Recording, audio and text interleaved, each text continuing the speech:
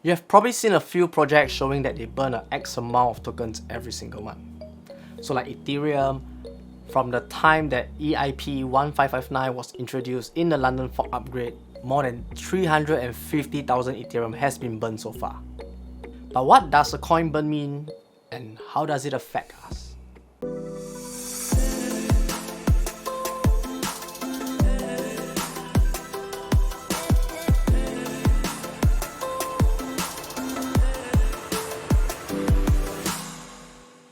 Hello beautiful people, hope you're all doing great, and today we'll be talking about coin burn. When we look at cryptocurrencies as a whole, there are thousands upon thousands of tokens out there. And here's one big problem. Each token has a different price, circulating supply, and maximum supply. And these are the components that sort of determines what's the market cap of each token. And basically, the higher the market cap, the more valuable the token is perceived. Precious. And that's because there are more investors in that project, and chances of those investors pulling out at the same time is highly unlikely. Unless it's a coordinated attack. I mean, like color coordinated? So if you look at Bitcoin, we can see that the maximum supply is 21 million Bitcoins. And what this means is that there can only be 21 million Bitcoins in the world, nothing more, nothing less. So speaking about Bitcoin, if you're looking to score some free Bitcoins, I have left links in the description down below, and by signing up with selected American Express cards, you can receive up to $365 worth of Bitcoin for the first 2,000 applicants. This promotion is only valid through the link in the description. But another thing that we can see is also another number that is labeled as circulating supply. This represents the number of Bitcoins that is currently circulating in the market, and the current supply is the amount of Bitcoins that is available to the public in the market. But let's take a look at Huobi token. The total supply is 500 million, but the circulating supply is only 164 million. This is because some of these tokens are already burnt and therefore no longer calculated into the circulating supply. So coin burning or token burn is a phenomenon when token developers or miners remove tokens or coins from the current circulation. And they do this to slow down the inflation rate. Slow down, slow down, slow down. Inevitably, it will increase the demand of the token and therefore causing a price increase if the token has a use function like for transaction payment or node verification. But first, let's talk about inflation. So what causes inflation? Inflation happens when there's an oversupply of a certain currency.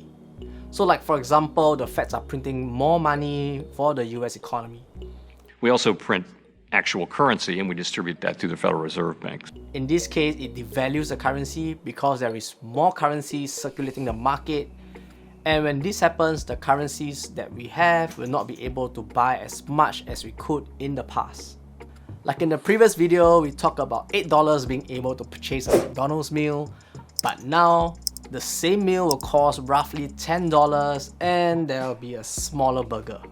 Having said that, if there's less currency circulating the market, this will result in deflation because your currency is able to purchase more than what it could in the past. And this is why many investors put their money into cryptocurrencies to hedge against inflation. So how does token burning work? When token burning occurs, nothing really changes in the real world because everything is in quotes. But remember, the main objective of token burns is to reduce the existing supply of tokens in the market and to slow down inflation. Though this might seem straightforward by just destroying tokens, there are actually a couple of methods of how the burning is done. So the most basic method of burning token is when a new project is being launched and they raise funds via a token sale or an IEO. And let's say this project is called Project A. And Project A is raising $1 million and offering 1 million tokens. This means that each token is worth $1.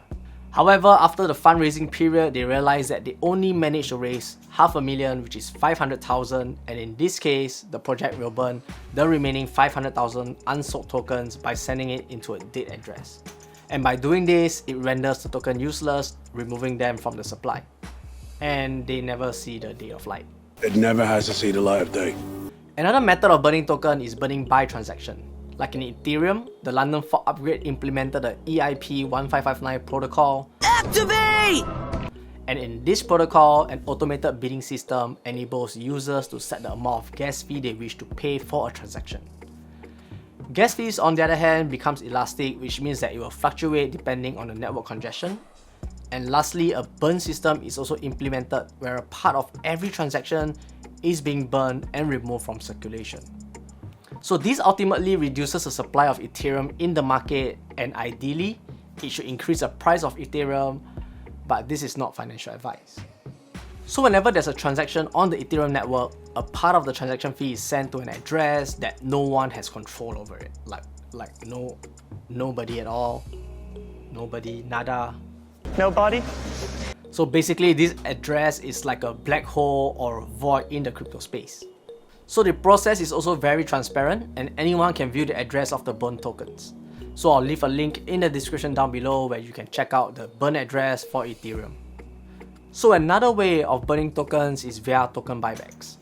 Similar to when a company does a share buyback, the company buys back shares, which are then kept in the custody of the company, and by doing so, it reduces the circulating amount of shares in the stock market and thus might induce a price increase. But in the crypto space, token buyback works same but a little bit different. Same, but different. When a token buyback is initiated, the project or exchange will purchase tokens from the open market. These tokens are then sent to an address that has no private keys, like how burning is usually done. And because no one has access to these keys of the wallet, these tokens are therefore rendered useless. One such example is Huobi token. So Huobi Global does a monthly burn of Huobi tokens to control inflation. And as of September 2021, more than 280 million Huobi token has been burned, which brings the current Huobi token circulation to about 164 million tokens.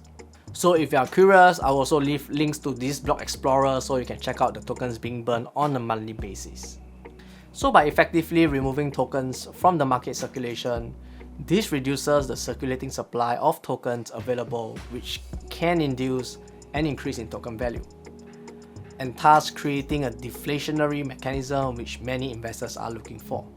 Conversely, when central banks start printing more and more fiat, it leads to higher circulation of fiat in the market and therefore reducing the value of fiat.